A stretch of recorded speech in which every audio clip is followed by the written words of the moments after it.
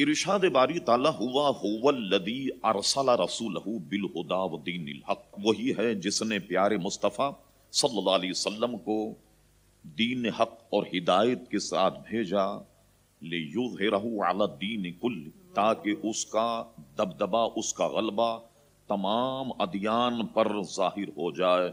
اور دیکھو میرے حبیب، کوئی تمہاری گواہی دے یا نہ دے، وَكَفَى بِاللَّهِ شَهِيدًا، تمہاری گواہی کو تو تمہارا رب ہی کافی۔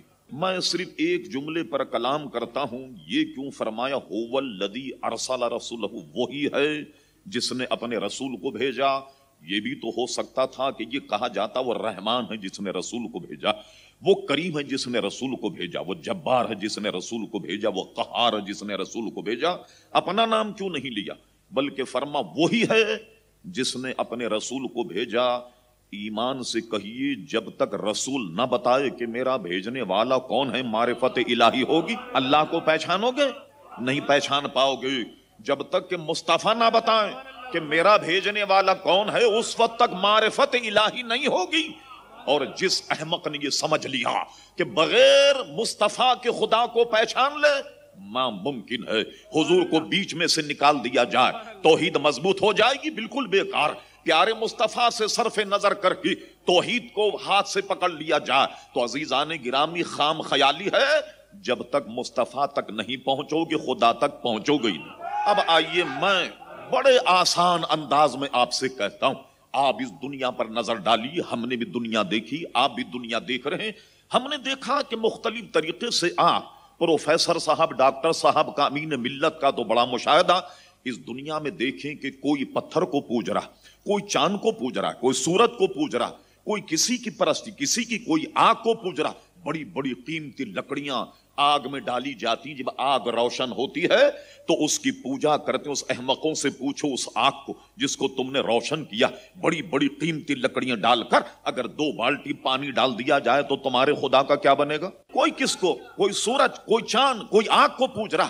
مگر ایک بات تو سمجھ میں آ جاتی، علماء کی موجودگی سے فائدہ اٹھاتے، وہ یہ کہ کم سے کم اتنا پتہ لگ گیا کہ کوئی چاند کو پوجے، کوئی سورج کو، کوئی آگ کو، کوئی پتھر کو۔ اتنی بات تو پتہ لگ گئی کہ انسان کی گھٹی میں یہ بات رکھ دی گئی کہ وہ اپنے پیدا ہونے والے کو پوجے۔ ایک بات تو سمجھ میں آ گئی کہ انسان کی بنیاد میں یہ بات رکھ دی گئی کہ وہ اللہ تبارک و تعالیٰ کی پرستش کرے اور اسے پوجے۔ یہ سب کی فطرت ہے، مگر غلطی کیسے ہوئی؟ غلطی یہ ہوئی کہ جس نے اللہ کو عقل سے جاننے کی کوشش کی گمراہ ہو گیا، جس نے اللہ کو علم سے جاننے کی کوشش کی گمراہ ہو گیا، جس نے اللہ کو خرد سے جاننے کی کوشش کی گمراہ ہو گیا۔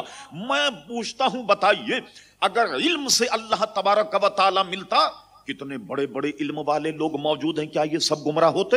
بڑی بڑی درسگاہیں لوگ لیے بیٹھے، بڑی بڑی دکانیں لوگ لیے بیٹھے ہوئے ہیں، مگر دیکھیے آپ، ہم سب کو گمراہ کہتے ہیں یا نہیں؟ نماز بھی پڑھتے ہیں، سب کچھ کرتے ہیں وہ، اور لیکن ہمارے نزدیک وہ گمراہ۔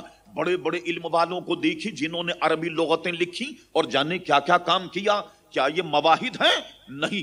معلوم ہوا کہ علم کی روشنی میں بھی اللہ تبارک و کا تلاش کرنا بالکل بیکار ہے۔ عقل سے اگر اللہ ملتا تو آپ نے دیکھا کیسے کیسے عقل مند لوگ موجود ہیں۔ چاند میں گئے، چاند میں جانے کے بعد مریخ پر جناب کمن ڈال رہے ہیں، صاحب چاند میں راکٹ گشت کر رہا، اس کی نبض یہاں دیکھی جا رہی، بلڈ پریشر یہاں جناب چیک ہو رہا۔ کتنے عقل مند لوگ ہیں، کیا یہ سب کے سب ایمان والے ہیں؟ نہیں۔ معلوم ہوا کہ جس نے اللہ کو عقل سے جاننے کی کوشش کی، علم اور فضل سے، خرد سے جاننے کی کوشش کی، یہ سب اس لیے گمراہ ہو گئے کہ اللہ کو دریافت کرنے کی یہ ذرائع ہیں نہیں، یہ ذریعہ ہے نہیں اللہ کے دریافت کرنے کا۔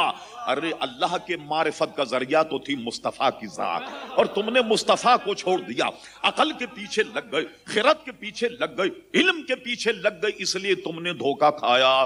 اب میں آپ کو آسان ترجمہ کر کے بتاتا ہوں کہ یہ ٹھوکر لگی کیسے۔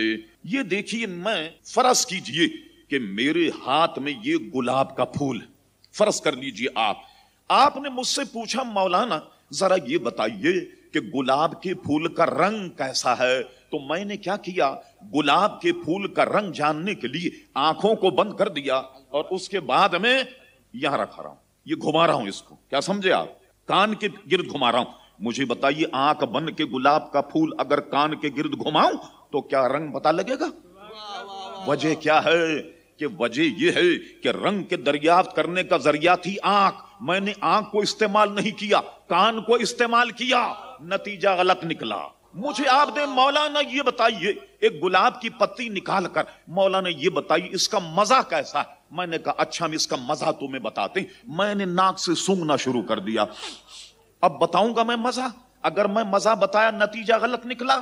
اس لیے غلط نکلا کہ دریافت کرنے کا طریقہ جو ہے وہ غلط تھا، ذریعہ غلط تھا. آپ نے مجھ سے پوچھا مولانا آپ یہ بتائیے کہ یہ گلاب کی پتی میں خوشبو کیسی ہے.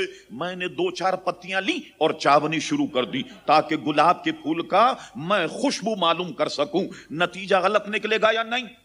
ذہن میں آپ کی یہ بات بٹھانی تھی کہ ذریعہ غلط ہو تو نتیجہ غلط نکلے گا، ذریعہ غلط ہو تو نتیجہ غلط نکلے گا. اب کیا ہوا؟ کسی نے عقل کو ذریعہ بنایا. خدا کو جب ڈھونڈنے کی کوشش کی تو پتھر کو خدا کہہ گئے. کسی نے عقل کو خدا بنا، عقل کو ذریعہ بنایا اور ڈھونڈنے کی کوشش کو چاند کی پوجا میں لگ گئے. یہ سارے مرتد بے ایمان کافر اس لیے ہیں کہ ان سبوں نے وہ ذرائع تلاش کیے جو ذریعہ تھے نہیں، وہ طریقے انہوں نے اپنائے کہ جو فی الواقع نہیں. اور مسلمان اس لیے ہے اس نے اللہ کو نہ علم سے جانا، نہ عقل سے، نہ قرت سے، نہ فضل سے. ہم نے اگر خدا کو پہچانا تو مصطفیٰ کے صدقے سے پہچانا. ہم نے خدا کو اگر جانا تو پیارے مصطفیٰ کے ذریعے سے جانا. اس لیے مسلمان ہے.